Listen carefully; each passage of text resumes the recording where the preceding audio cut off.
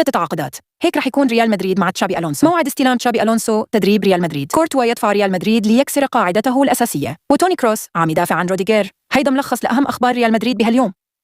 بتمنى منكم تدعموني بلايك للفيديو والاشتراك بالقناة وتفعيل الجرس. وهلأ رح نبين بالتفاصيل. علق توني كروس النجم المعتزل المدريدي على حادثة طرد مواطنه أنطونيو روديغير بنهائي كأس ملك إسبانيا بعد تصرفه الجنوني مع الحكم دي بورغوس بنغويتشا. حاول يلقي أكياس ثلج نحوه وكان رايح باتجاهه لولا تدخل الطاقم الفني للفريق ليوقفوه. وقال توني كروس: برأيي الصور بتحكي لحالها، وهيدا كان خطأ كبير وهو بيعرف هالشي كمان، حتى إني رسلته بعد المباراة وهو مدرك لهالشي. وأضاف: روديغير ما قتل حدا، رح ينال عقابه، ما لازم يكون في هجوم هيك عليه. وكان في أصوات نادت بمعاقبة روديغير من الاتحاد الألماني لكرة القدم واستبعاده من المنتخب بدوري الأمم الأوروبية بشهر يونيو الجاي. عن هالموضوع علق كروس وقال: في ناس عم تطالب باستبعاده من المنتخب الألماني وما شابه، هالتصريحات جاي من أشخاص أصلاً لازم يوقفوا بوقتها. وأعلن ريال مدريد رسمياً خسارة جهود لاعب مهم لفترة تصل لشهرين بسبب الإصابة. قال ريال مدريد ببيانه على موقعه الرسمي: خضع أنطونيو روديغير اليوم لعملية جراحية ناجحة نتيجة تمزق جزئي بالغضروف الخارجي لركبته اليسرى. وأضاف البيان: العملية تمت بإيد الدكتور مانويل ليس تحت إشراف الفريق الطبي لريال مدريد، وروديغير رح يبلش قريب مرحلة التعافي.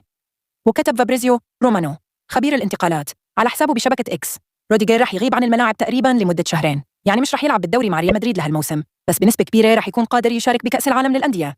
بعد العملية روديغير نشر على حسابه على انستغرام وقال: للأسف كان ضروري أخضع للجراحة بعد فترة طويلة عم ألعب مع الألم، لكن هلأ خلصت منه أخيراً وكانت العملية ناجحة، شكراً للفريق الطبي.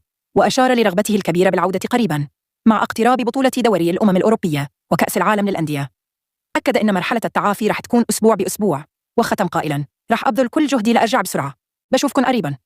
البلجيكي تيبو كورتوا حارس ريال مدريد دفع النادي ليكسر قاعدته الأساسية بتجديد عقد اللاعبين بفوق عمر 30.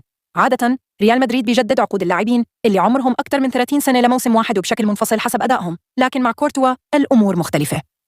كورتوا رح يجدد عقده لمدة موسمين حسب شبكة ريليفو الإسبانية لأنه النادي بحاجة لخدماته، وهيدا استثناء لأنه كورتوا لاعب استثنائي.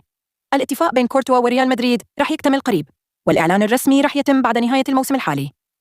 وبالنسبة لتشابي ألونسو، تقرير شبكة ريليفو وضح أن التواصل بين المدرب والمدير العام لريال مدريد أنخيل سانشيز مستمر وسلس. النادي الملكي حضر ألونسو ليبدأ مهامه بالموسم التحضيري 2026، وسولاري رح يقود الفريق بشكل مؤقت بكأس العالم للأندية. ألونسو ما بده يبدأ بمسيرته ببيئة مجهدة وضغط النتائج، وبيفضل يبدأ مع تشكيل جديد وعناصر مهمة غابت بسبب الإصابات مثل كارفاخال وميليتاو وكامافينجا. ريال مدريد رح يستغني عن 3 لاعبين بالموسم القادم: لوكاس فاسكيز اللي رح ينتهي عقده، وفيرلاند مندي ورودريغو بسبب أدائهم المتواضع هالموسم. ألونسو بالمقابل بده يراهن على لاعبين مثل ألكسندر أرنولد وميغيل غوتيريز ومارتينيز بيمندي وقلب دفاع مثل كوناتي أو تاه وغيرهم لرفع جودة الفريق. بالرغم من إنه التعاقدات مش مؤكدة، ألونسو بيشعر بثقة بالتشكيلة الحالية وقادر ينافس بكل البطولات.